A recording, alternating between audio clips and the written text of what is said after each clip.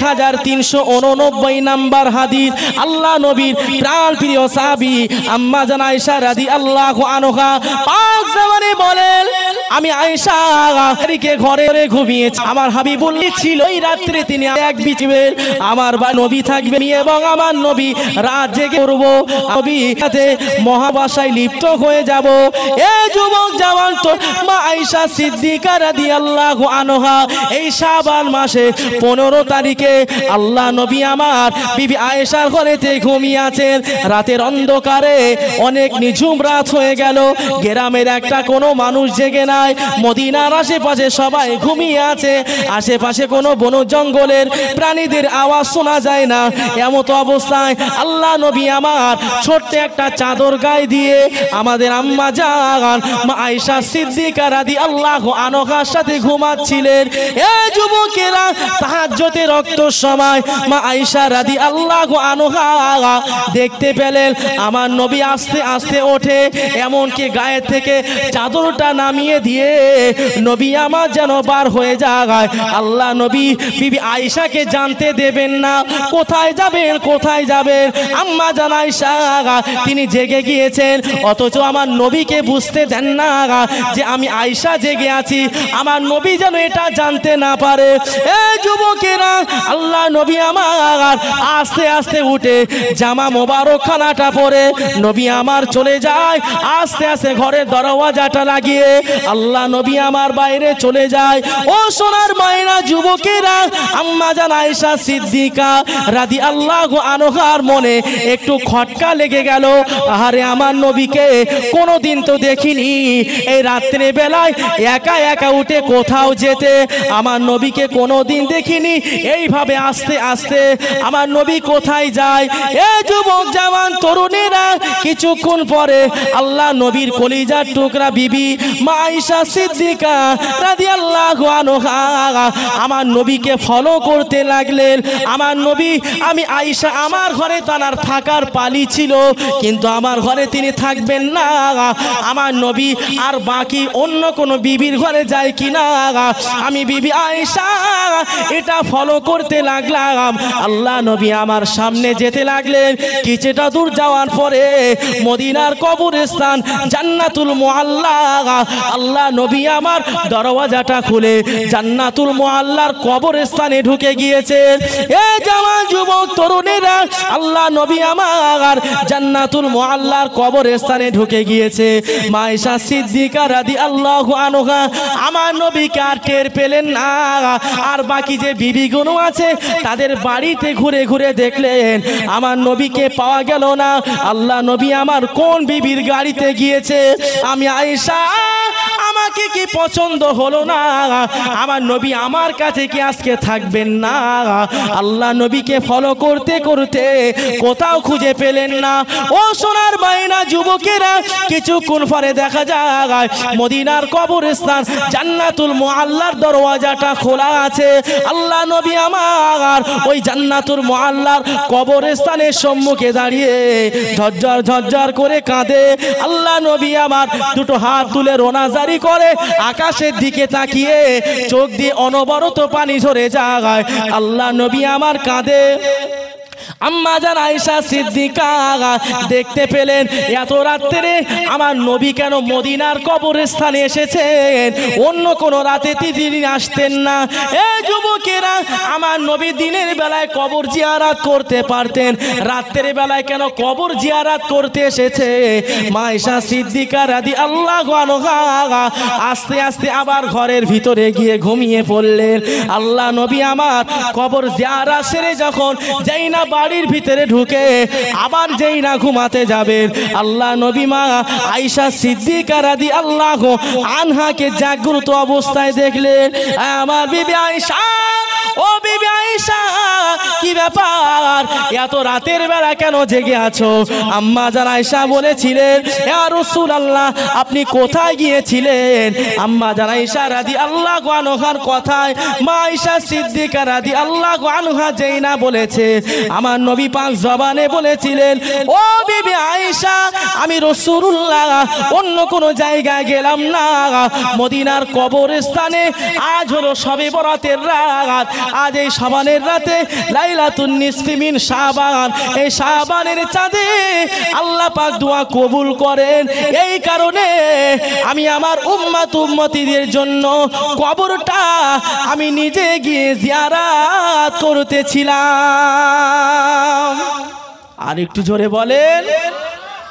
তাই আল্লাহর নবী বলছেন, ইন্নাল্লাহা লা ইয়াত্তালিউ ফি লাইলাতিন নিসফি মিন শাবান ফায়াগফিরু লিজামিই খালকিহি ইল্লা লিমুশরিকিন আও মুশাহিন। হাদিস 1390 নম্বর হাদিস, সুনানে ইবনে মাজাহ। আল্লাহ রসুল বলছেন যে এই রাত্রে আমি রাসূলুল্লাহ পাক জবানে জানিয়ে দিলাম, ইন্নাল্লাহা লা ইয়াত্তালিউ ফি লাইলাতিন নিসফি মিন শাবান, আমার আল্লাহ পাক এই রাত্রে তার বান্দাদের দিকে রহমতের দৃষ্টি দিয়ে তাকান। জোরে বলেন সুবহানাল্লাহ। আর একটু জোরে বলে, আল্লাহ পাক এই রাতে তার বরকতের দৃষ্টি দিয়ে তার বান্দাদের দিকে তাকান এবং বলেন, ও আমার বান্দারা কে আছো? আজ এই পবিত্র রজনীতে আমি আল্লাহ পাক যার রিজিকের প্রয়োজন আছে, আমি আল্লাহ আমার কাছ থেকে তার রিজিকটা চেয়ে নাও। জোরে বলে, যার বাড়ি অভাব যায় আমি আল্লাহ পাক আমার কাছ থেকে চেয়ে নাও। যে অসুস্থতায় ভুগছো আমি আল্লাহ পাক আমার কাছ থেকে চেয়ে নাও। যার সন্তান নেই আমি আল্লাহ আমার কাছ থেকে চেয়ে নাও। যার বিবি নেই আমি আল্লাহ পাক আমার কাছ থেকে একটা বিবি চেয়ে নাও। আমি আল্লাহ পাক তোমাদেরকে দিয়ে দেব, কিন্তু ইল্লা লিমুশরিকিন, দুজন মানুষ ছাড়া আমি আল্লাহ পাক সবাইকে দেব। জোরে বলেন সুবহানাল্লাহ। এই দুজন মানুষকে কেউ বলতে পারবেন? দুজন মানুষ, ইল্লা লিমুশরিকিন, কিন্তু যারা আমি আল্লাহ পাক আমার সাথে লিমুশরিক, এই লিমুশরিক শব্দের অর্থ হচ্ছে শিরিক, তাই তো? লিমুশরিকিন, আমি আল্লাহ পাক আমার সাথে যারা শিরিক করে আমি আল্লাহ পাক তাদের দোয়া কোনোদিন কবুল করি না। এই শিরিক এমন একটা ইবাদত, এমন একটা খারাপ কাজ, মানুষ না জেনে আল্লাহর সমতুল্য অন্য কাউকে মনে করাটাই হলো শিরিক।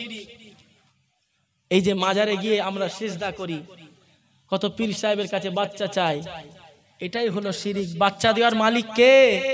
কথা বলেন। বাচ্চা দেওয়ার মালিক হলেন আল্লাহ। এই যে মাজারে গিয়ে চাই সিজদা দেয়, এই সিজদা দেওয়ার যোগ্য ওই মাজারের আল্লাহর ওলি নয়, সিজদা পাওয়ার যোগ্য একমাত্র আমার আল্লাহ। জোরে বলেন সুবহানাল্লাহ। তা আল্লাহ পাক বলছেন, লা শারীকা লা, আমি আল্লাহ পাক আমার সাথে কোনো শিরক করো না। দুই নাম্বার কাকে? আও মুশাহিন। এই মুশাহিন ব্যক্তি কারা? কোরআন শরীফে কিন্তু এই সম্পর্কে অনেক আয়াত নাজিল হয়েছে। আও মুশাহিন, যারা হিংসুক। কারা? যারা হিংসুক, মানুষের প্রতি অবিচার করে, মানুষের প্রতি হিংসা করে, পরের উপকার দেখতে পায় না, পরের উপকার তাদের সহ্য হয় না, পরকে দেখলে গীবত করে, এরাই হলো হিংসুক। এদের ইবাদত আমল আল্লাহ পাক কোনোদিন কবুল করেন না। কিতাবের ভিতরে পাওয়া যায় নবী আমাদের দুনিয়ার বাদশাহ হাবিবুল্লাহ জনাবে রাসূলুল্লাহ সাল্লাল্লাহু আলাইহি ওয়াসাল্লাম পাক জবানে বলেছিলেন, আমার সাহাবীরা শুনে রাখো, হাদিসটা বর্ণনা করেন আম্মা জান আয়েশা সিদ্দিকা রাদিয়াল্লাহু আনহা হাদিস বর্ণনা করছেন।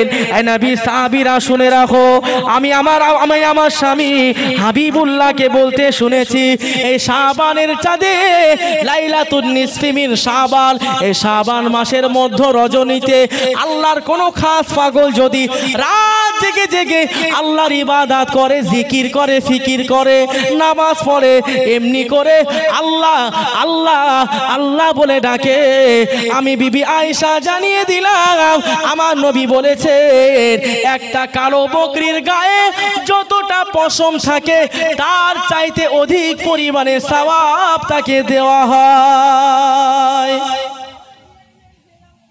আল্লাহ রসুল বলেছেন তার চাইতে অধিক পরিমাণে সওয়াব তাকে দেওয়া হয়।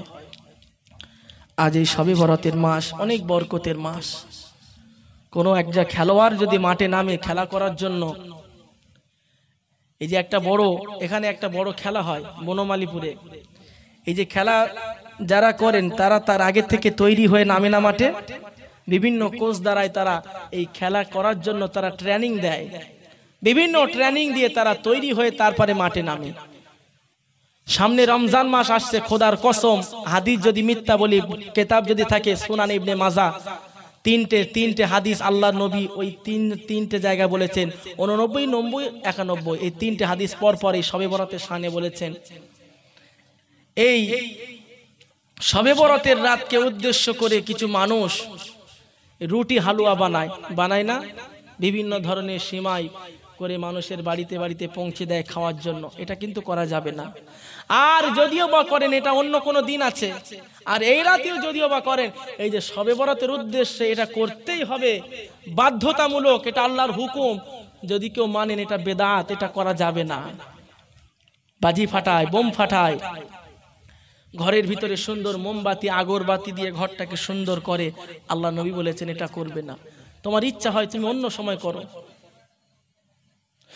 ও আমার ভাইজানেরা, সোনার মানিক জওয়ান যুবক তরুণেরাও, ও নবী পাকের দিওয়ানারাও, আল্লাহ নবী আমার পাক জবানে বলেছিলেন রমজান মাস এমন একটা ইবাদতের মাস। আমি রাসূলুল্লাহ জানালাম এই রমজান মাসে একটা মাস আল্লাহর হুকুম হলো ইয়া আইয়ুহাল্লাযীনা আমানু কুতিবা আলাইকুমুস সিয়াম, আল্লাহর হুকুম হলো হে ঈমানদার বিশ্বাসীগণ তোমরা রোজা রাখো। আল্লাহর হুকুম হলো রোজা রাখা, আল্লাহর হুকুম হলো সারাটা দিন না খেয়ে থাকা। এই জওয়ান যুবকেরা, কোনো মানুষ যদি একটা কোনো গাড়ির স্টারিং যদি ধরে, গাড়িটা সঠিকভাবে সে চালাতে পারবে না যতক্ষণ না পর্যন্ত সে ট্রেনিং দেবে কোনটা গিয়ার, কখন গিয়ার ফেলতে হবে, কখন ক্লাচ চাপতে হবে, সেটা তার জানা যদি না থাকে, এমনি করে গাড়ি চালানোটা তার পক্ষে অসম্ভব হয়ে যাবে। এই জওয়ান যুবক তরুণেরা, আমার নবী পাক জবানে বলেছিলেন রমজান মাসে পরের বেলা খেয়ে আপনার কিনা সন্ধ্যাবেলা তাকে খাইতে হবে, সারাটা দিন তাকে শুকিয়ে থাকতে হবে, কোনো মানুষের পক্ষে অসম্ভব হয়ে যাবে। এই জওয়ান যুবক তরুণেরা, এই শাবানের চাঁদে আল্লাহর কোনো পাগল যদি, আল্লাহর কোনো বান্দা যদি একটা দুটো তিনটে চারটে পাঁচটা করে যদি রোজা রাখতে পারে, খোদার কসম আমার নবী বলেছে ওই রমজান মাসে রোজা রাখাটা তার জন্য কোনো কঠিন কোনো কাজ হবে না। জোরে বলেন দরুদ শরীফ আল্লাহুম্মা।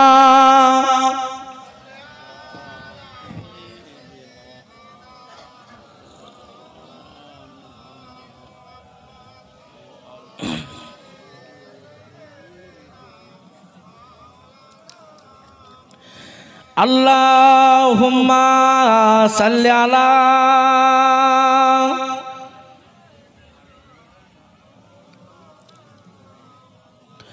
ওয়া আলা আলি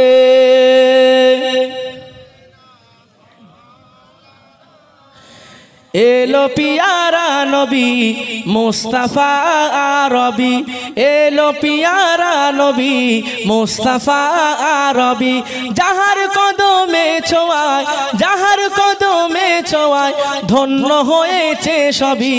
জোরে বলেন সুবহানাল্লাহ, আর একটু জোরে বলেন এলো পিয়ারা নবী মুস্তাফা আরবি, এলো পিয়ারা নবী মুস্তাফা আরবি। ওই আকাশের চাঁদ দেয় মুচকি হাসি, ওই আকাশের চাঁদ দেয় মুচকি হাসি, যার নূরের আলোতে, যার নূরের আলোতে আমরা আলো পেয়েছি। জোরে হবে না সুবহানাল্লাহ। এলো পিয়ারা নবী মুস্তাফা আরবি, এলো পিয়ারা নবী মুস্তাফা আরবি। আল্লাহুম্মা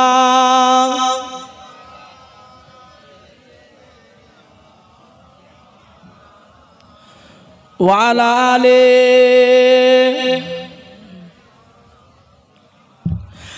আরশে হয় মেলা, এলো কামলিওয়ালা আরশে হয় মেলা এলো কামলিওয়ালা হুর ফারিস্তা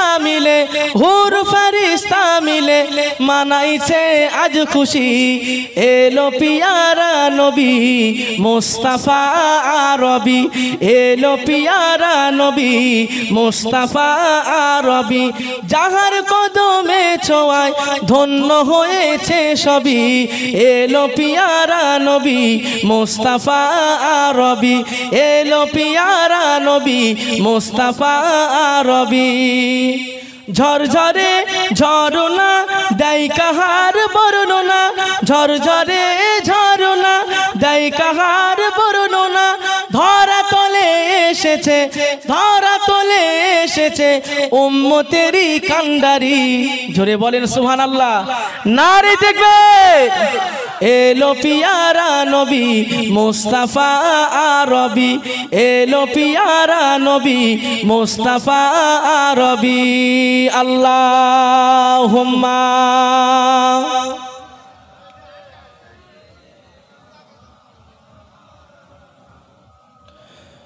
ওয়ালা আলে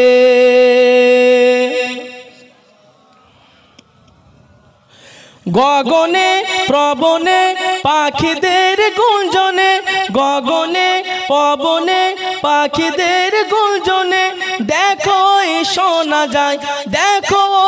শোনা যায় এলো আখেরি নবী এলো পিয়ারা নবী মুস্তাফা আরবি এলো পিয়ারা নবী মুস্তাফা আরবি যাহার কদমে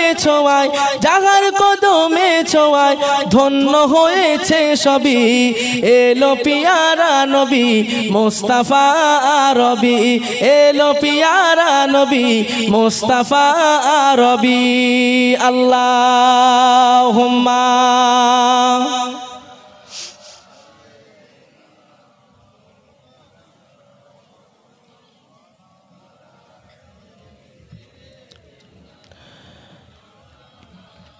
আমার ভাইরা বাবাজিরা আমি যে কথা বলছিলাম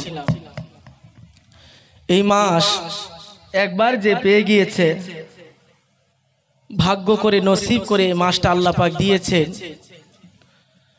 গত বছরে আমরা কত মানুষকে দেখেছি এই পবিত্র মাসে একসাথে উঠতে বসতে তাদের সাথে কথা বলতে সুস্থ সবল দেহ নিয়ে তারা ঘুরেছেন কিন্তু সময় যখন যার আসবে আল্লাহ পাক বলছেন কুল্লু নাফসিন যায়িকাতুল মাউত সময় যার যখন আসবে প্রত্যেকটা মানুষকে মৃত্যুর স্বাদ গ্রহণ করতে হবে তাই বরকতের মাস আমরা যারা পেয়ে যাব নিজেদের জীবনের দিকে তাকিয়ে আমরা প্রত্যেকে তওবা করব কেননা তওবা চাইলে আল্লাহর কাছে দোয়া চাইলে আল্লাহর কাছে কোনোদিন সেই দোয়াকে ফিরিয়ে দেন না তবে যার জীবনের যে ভালো আমল আছে যার জীবনে যে ভালো কাজ আছে জীবনে কোনো না কোনো ভালো কাজ আমরা করে থাকি করি না জীবনে একটা হলেও যাররা পরিমাণ ভালো কাজ হলেও আমরা করি এক ওয়াক্ত নামাজ হলেও আমরা পড়েছি এই জীবনের ভালো আমলের দিকে তাকিয়ে যদি একবার আমরা আল্লাহর কাছে দোয়া চাই আমার আল্লাহ পাক আমাদেরকে দিতে বাধ্য হবেন জোরে বলেন সুবহানাল্লাহ অবশ্যই দিতে বাধ্য হবেন কেননা আল্লাহ নবী তিনজন সাহাবীর কথা বর্ণনা করেছিলেন সে আমার নবী সাহাবী ছিল না বনি ইসরাইলের কওমের তিনজন হযরত মূসা আলাইহিস সালামের উম্মতের কথা আল্লাহ বলছেন মদিনার মসজিদে নববী শরীফে এই তিনজন সাহাবীর কথা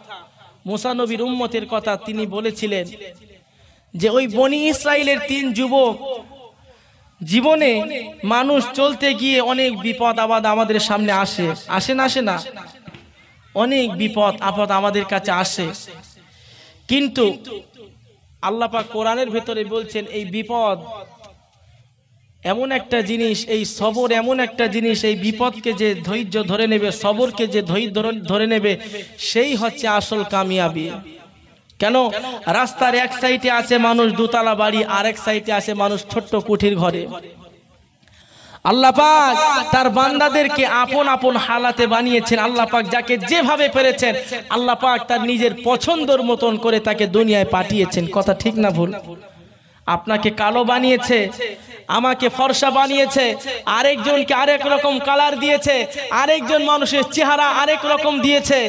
এটা হলো আল্লাহ পাকের নিজের তৈরি একটা সুন্দর চেহারা। তা আল্লাহর হাবিব বলছেন মরণের পরে তোমাদের চেহারা দেখবে না, সুরাকুম ওয়ালাকিন্নাল্লাহা ইয়ানজুরু ইলা কুলুবিকুম ওয়া আমালিকুম, তোমাদের চেহারা দেখা হবে না, কার কত টাকা আছে এটা দেখা হবে না, কে কত সুন্দর এটা দেখা হবে না, কাকে মানুষ বেশি ভালোবাসে এটা দেখা হবে না। আমি আল্লাহ পাক যাকে ভালোবাসি, ওয়া আমালিকুম, আমল দিয়ে তার বিচার হবে। জোরে বলেন। এমনি করে আল্লাহ রসুলের কলিজার টুকরা বেটি ফাতেমার লাশ যখন দাফন করা হবে, তিনি এমন ইমানি পাওয়ারি একজন মেয়ে ছিলেন, আল্লাহ পাক তানার ভিতরে এত ভয় দিয়েছিলেন, দুনিয়ার প্রত্যেকটা হুকুম তিনি নবীর বেটি হয়ে পালন করেছেন। তবুও তানার লাশ যখন কবরের ভিতরে রাখা হচ্ছে, আল্লাহ রসুলের একজন সাহাবী তিনি বলছেন, তুমি জানো না হে কবর, আজ তোমার ভিতরে কাকে রাখা হচ্ছে? তুমি জানো না ইনি হলেন নবীর বেটি। কবর জবাব দিচ্ছে, কে নবীর বেটি? আমি চিনি না। কে আল্লাহর নবী? আমি চিনি না। আমি কবর প্রত্যেকটা মানুষের আমলের উপর দিয়ে বিচার করি। জোরে বলেন সুবহানাল্লাহ। ও আমার ভাইজানেরা, জওয়ান যুবক তরুণেরাও, ও সোনার বালিকেরাও, আল্লাহ নবী দিন ও দুনিয়ার বাদশাহ হাবিবুল্লাহ জনাবে রাসূলুল্লাহ সাল্লাল্লাহু আলাইহি ওয়াসাল্লাম কিতাবের ভিতরে বর্ণনা দেন, এই যুবক জওয়ান তরুণেরা, আমি রাসূলুল্লাহ পাক জবানে জানিয়ে দিলাম, কবর যেমন মানুষকে আমল অনুযায়ী বিচার করে, কবরের বিচার হবে, কবরের আযাব হবে তার আমল অনুযায়ী। এই যুবক জওয়ান তরুণেরা, নবী আমার পাক জবানে বলেছেন, কবরের সব চাইতে ক্ষুদ্রতম আযাব, কবরের মাটি এক হয়ে যাবে, কবরের মাটি এক হয়ে যাবে, চিৎকার দিয়ে কান্নাকাটি করলে দুনিয়ার কোনো মানুষ শুনতে পাবে না।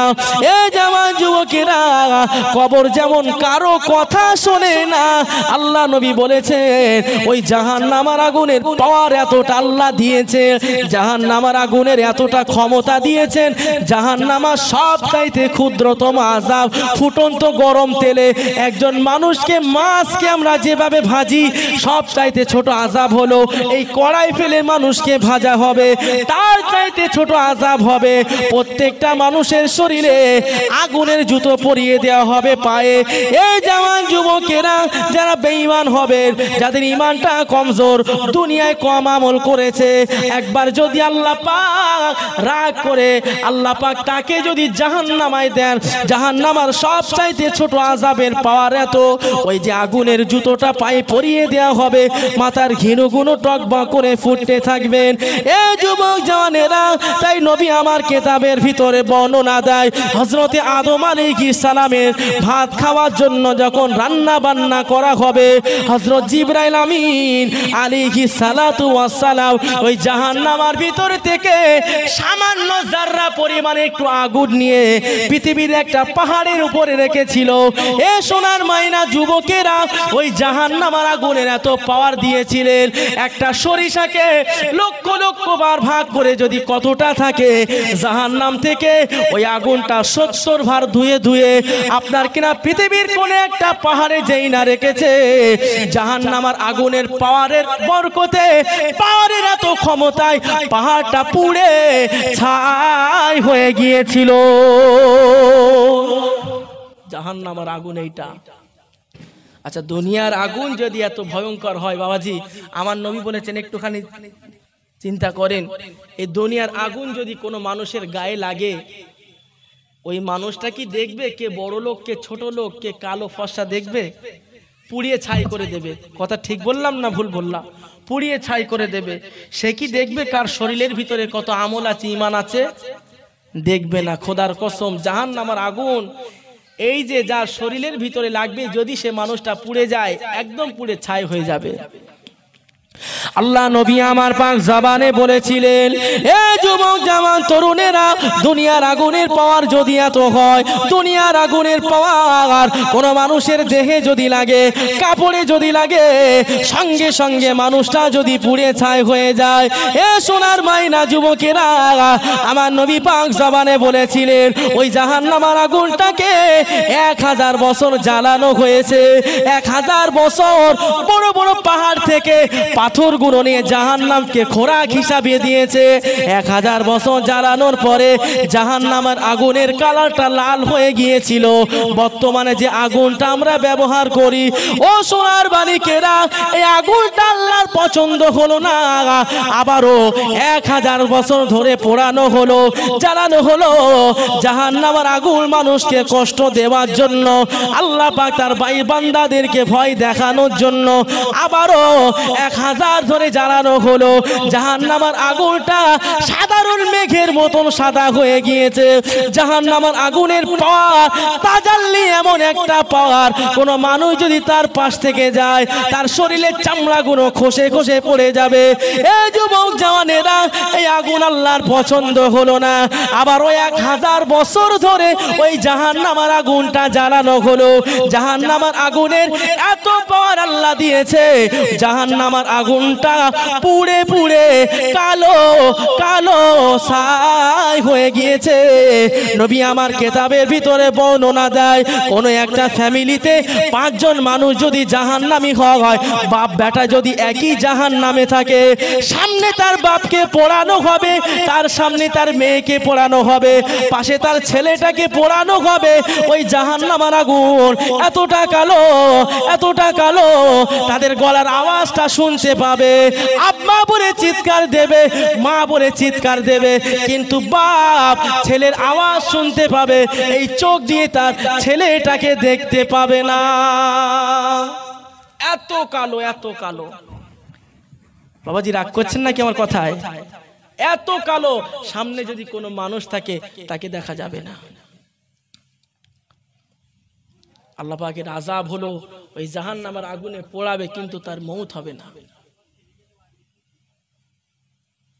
এত ভয়ঙ্কর আযাব আল্লাহ আমাদের জন্য রেখেছেন, কিন্তু এর ভিতরে আল্লাহ পাক তার বান্দাদের উপরে দয়া করেছেন। জোরে বলেন। যদি বলেন আগুনের ভিতরে আবার দয়া কি? আগুন তো যাকে ধরে তাকে ছাড়ে না। দুনিয়ার আগুনের চাইতে জাহান্নামের আগুন তো আরো কঠিন, জাহান্নামের আগুন তো আরো ভয়ঙ্কর।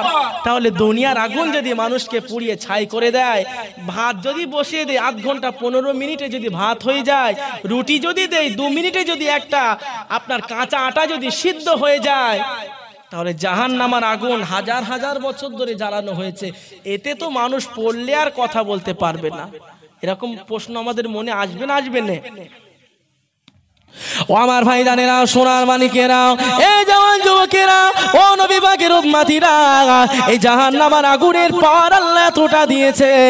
আল্লাহ পাক তার বান্দাদেরকে এতটা মহাব্বত করেন, আল্লাহ পাক তার বান্দাদেরকে এতটা ভালোবাসেন।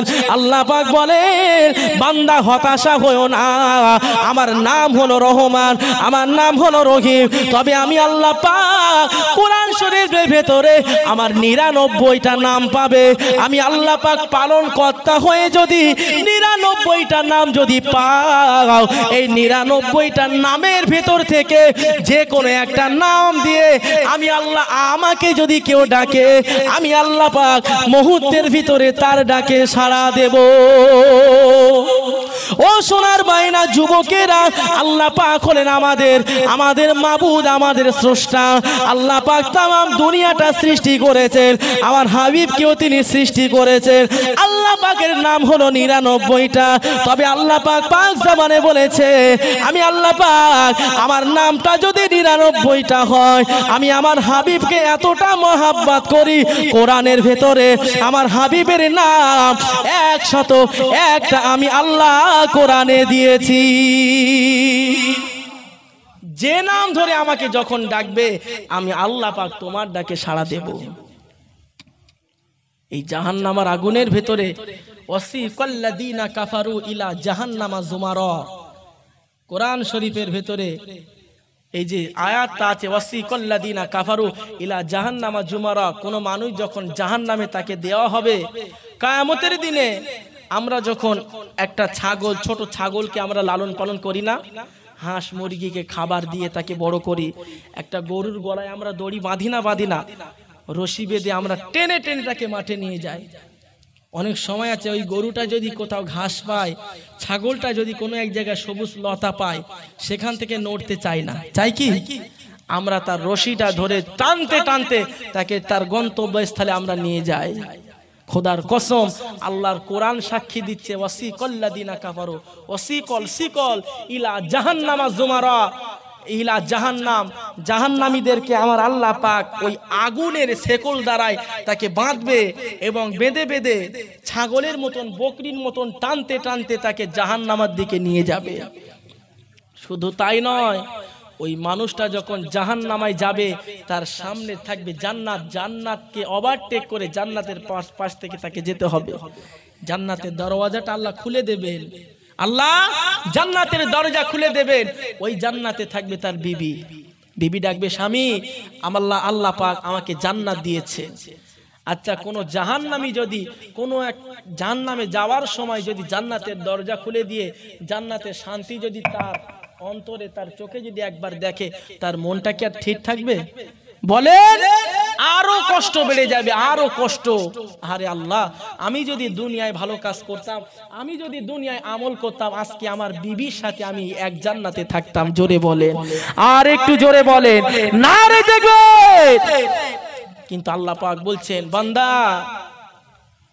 আমি আল্লাহ পাক হায়াত তোমাকে একবার দিয়েছি। ওমা খালাকতুল জিন্না ওয়াল ইনসা ইল্লা লিয়াবুদুন, জিন এবং মানুষদেরকে আমি আল্লাহ ইবাদতের জন্য পাঠিয়েছি।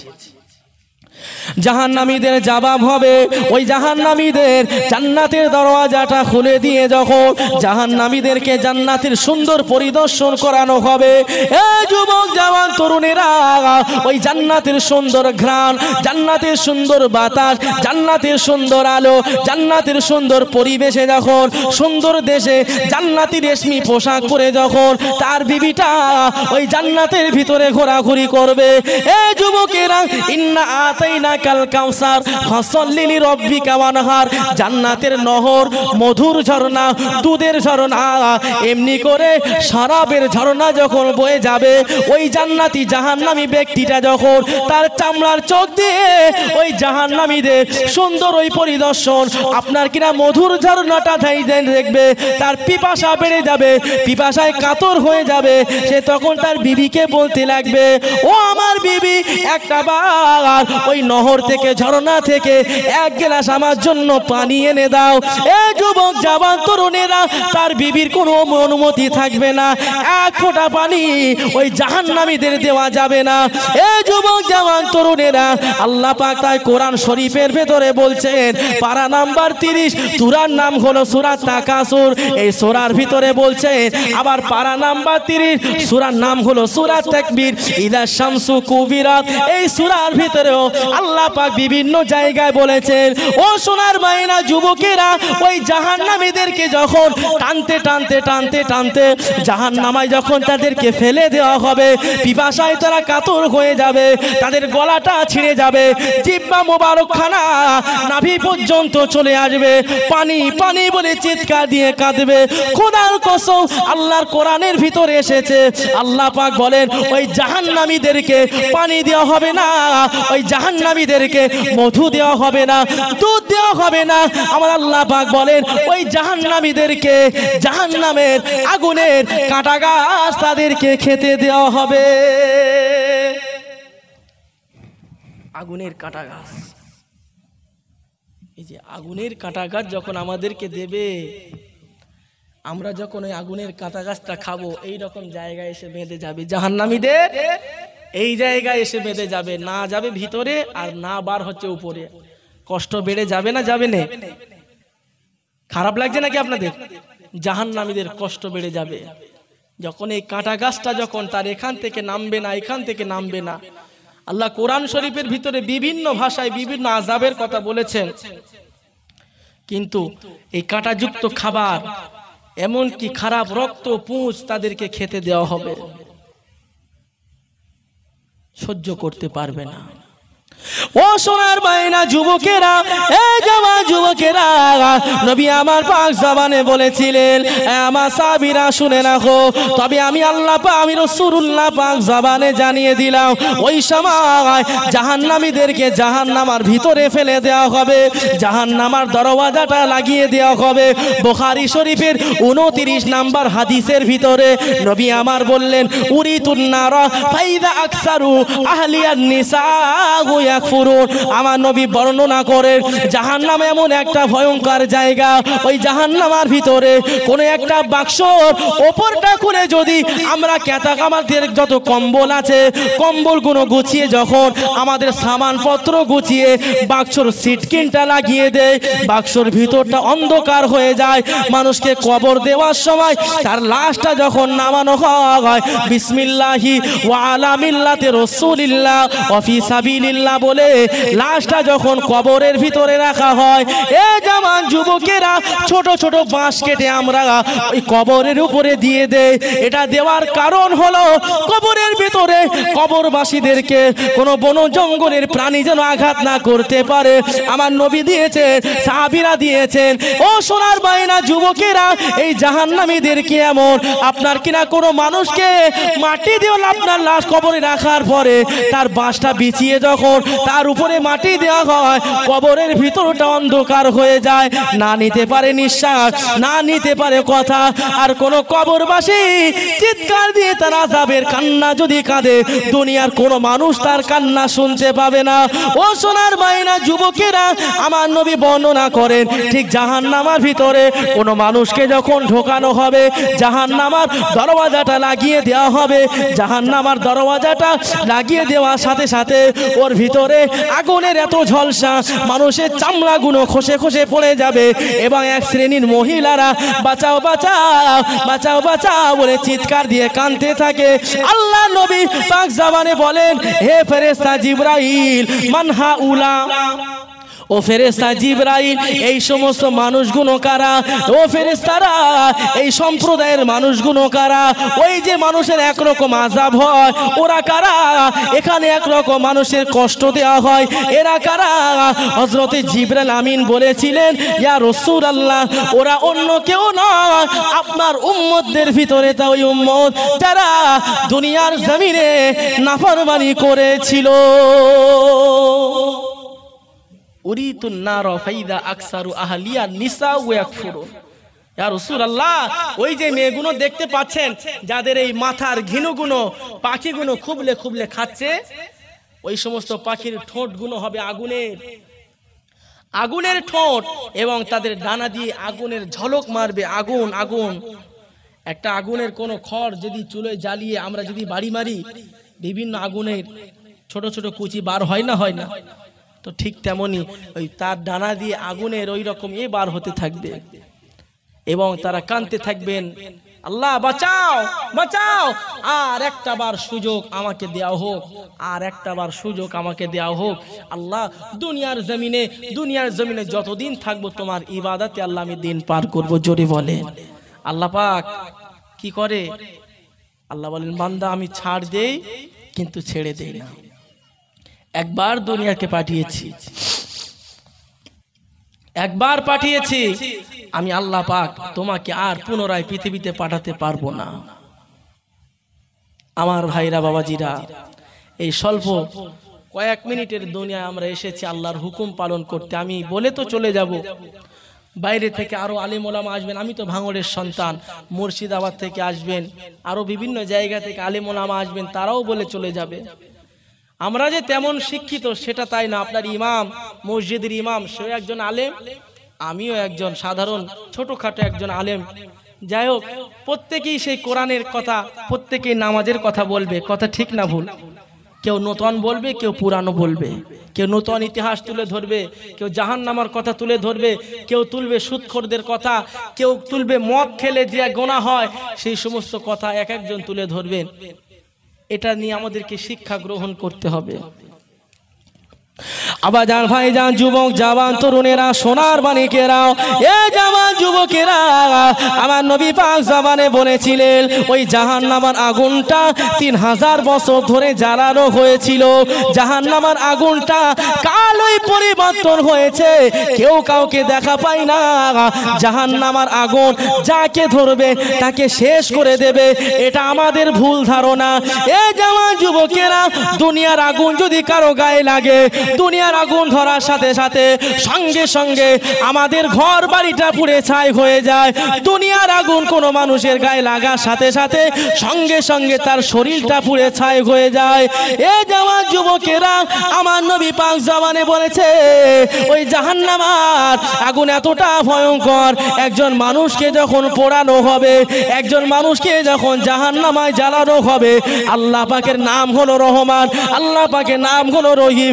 ওই জাহান্নামের আগুন তার শরীরে লাগার সাথে সাথে, জাহান্নামের আগুন তার গায়ে লাগার সাথে সাথে তার শরীরে অত জীবনে বেঁচে থাকা অবস্থায় সে কতটা আমল করেছে, সে কত নামাজ পড়েছে, রোজা করেছে, তার জীবনে কত আমল করেছে, তার জীবনে গোনার চাইতে যদি আমলের পাল্লা ভারী হয়ে যায়, খোদার কসম আমার নবী বলেছে জাহান্নামের আগুন সেই হিসাবে তাকে আযাবের কষ্ট দেবে। আর একটু জোরে বলে, কোন মানুষ বিশাল অন্যায় করেছে, তার জীবনে কোনো ভালো কাজ নেই, তার সেই লেভেলের আযাব দেওয়া হবে। আবার কোন মানুষ দুনিয়ায় একটু না একটু ভালো কাজ করেছে, জাহান্নামের আগুন তাকে সেই হিসাবে কষ্ট দেবে।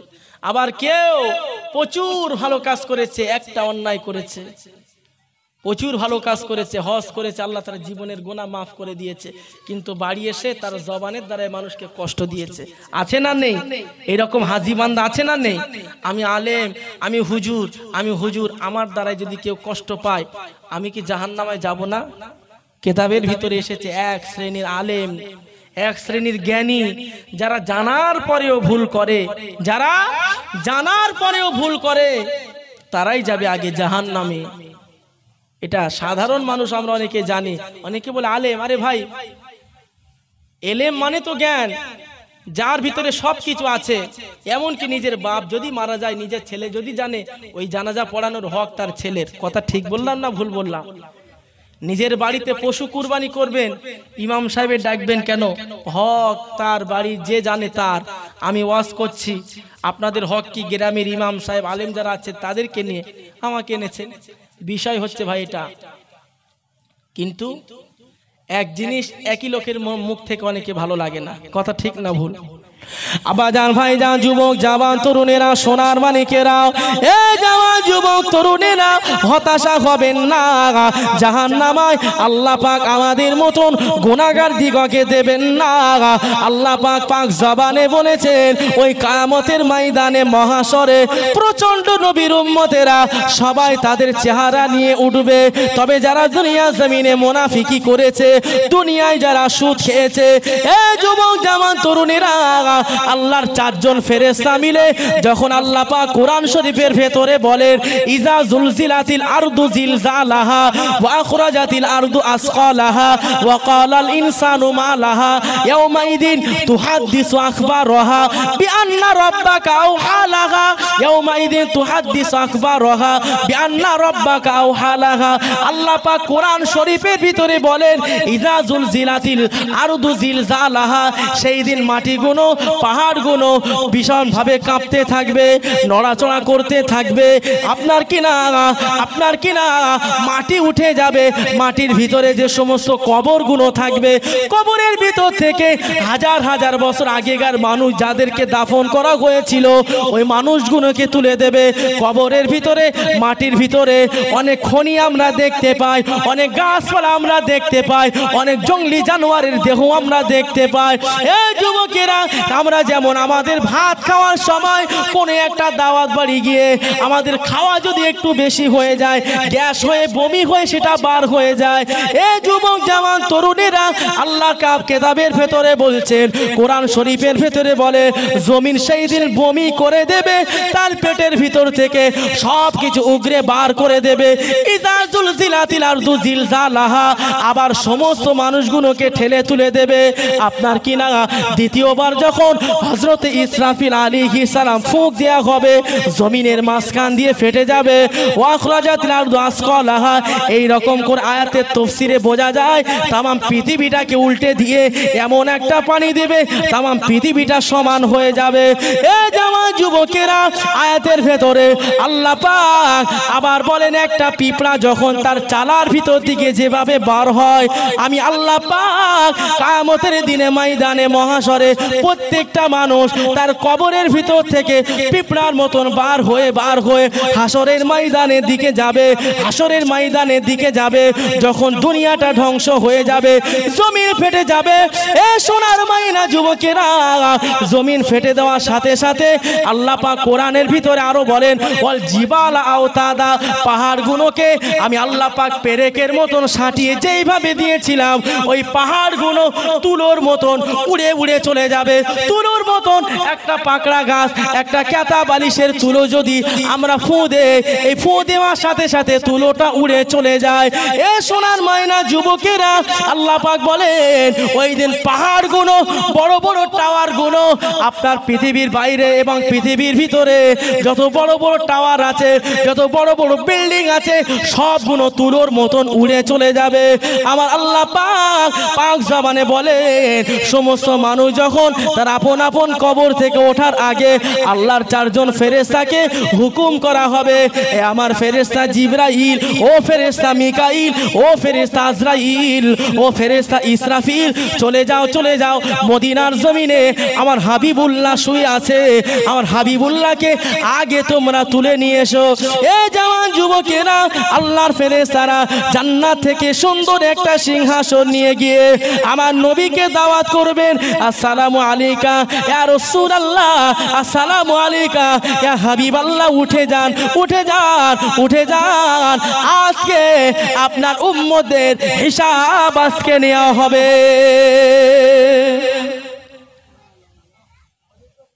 আল্লাহর ফেরেশতারা যাবেন, আমার নবী রওজার সামনে গিয়ে সালাম দেবেন, আসসালামু আলাইকা ইয়া রাসূলুল্লাহ, ওঠেন, সময় হয়েছে। আজকে তামাম পৃথিবীতে যত নবী এসেছে, যত রাসূলের উম্মত এসেছে, তাদের প্রত্যেকেরই হিসাব হবে।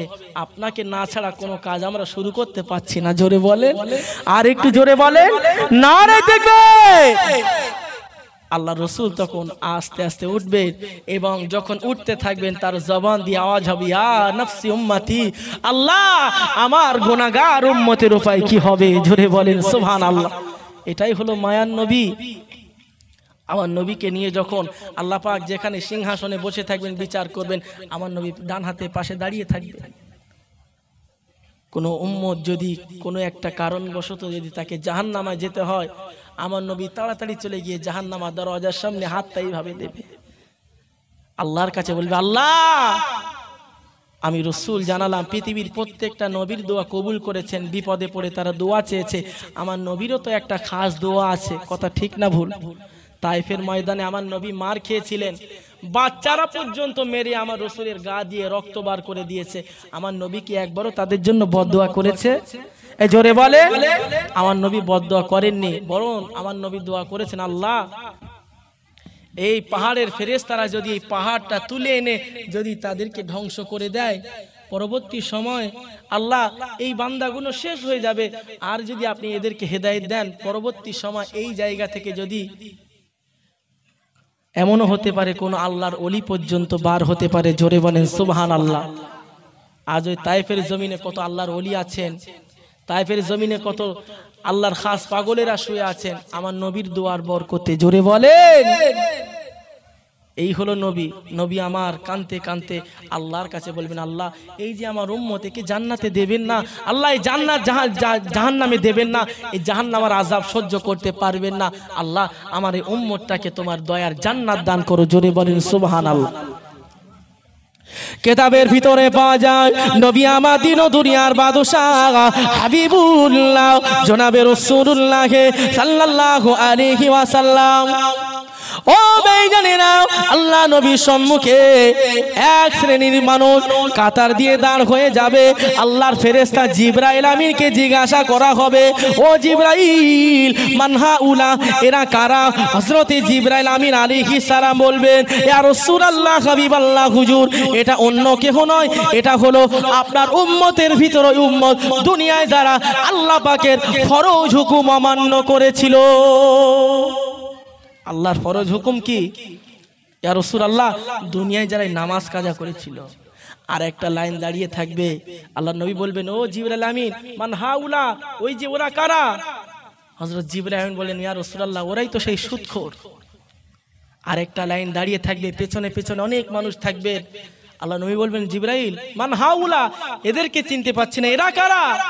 হযরত জিবরাইল আমিন বলবেন, ইয়া রাসূলুল্লাহ, ওরাই হলো আপনার সেই উম্মত যারা আপনার নাম শোনার পরে দরুদ পড়েনি। আরেকজন দাঁড়িয়ে থাকবে, এরা কারা? এরা হলো মা বাপের অবাধ্য সন্তান, এরা হলো সুদখোর, গাঁজাখোর, মদখোর। তা আল্লাহ কোরআন শরীফের ভেতরে বলছেন, আমার বাবাজিরা, আল্লাহ রসুলের জামানায় সাহাবীদের ভিতরে মদ খেতেন, সাহাবীদের ভিতরে সাহাবীরা মদ খেয়েছেন। কোরআন শরীফ থেকে দলিল আছে, একজন সাহাবীর বাড়িতে হযরতে আলী রাদিয়াল্লাহু আনহু এবং আরো 3 জন সাহাবীকে দাওয়াত করেছেন। দাওয়াত করে তাদের খাওয়া দাওয়া কি হবে, প্রত্যেকের হাতে একটা করে মদের বোতল দিয়ে দেওয়া হয়েছে। এখন বলেন, হুজুর, মদ খাওয়া তো ইসলামে হারাম, তাহলে আপনি এই কথা কোথা থেকে পেয়েছেন? সাহাবীরা মদ খেয়েছে, বাঁদরামও হচ্ছে, বলবেন না বলবেন না? আল্লাহ পাক কোরআন শরীফের ভেতরে মদ সম্পর্কে আয়াত নাজিল করে দিয়েছিলেন। কখন দিয়েছিলেন?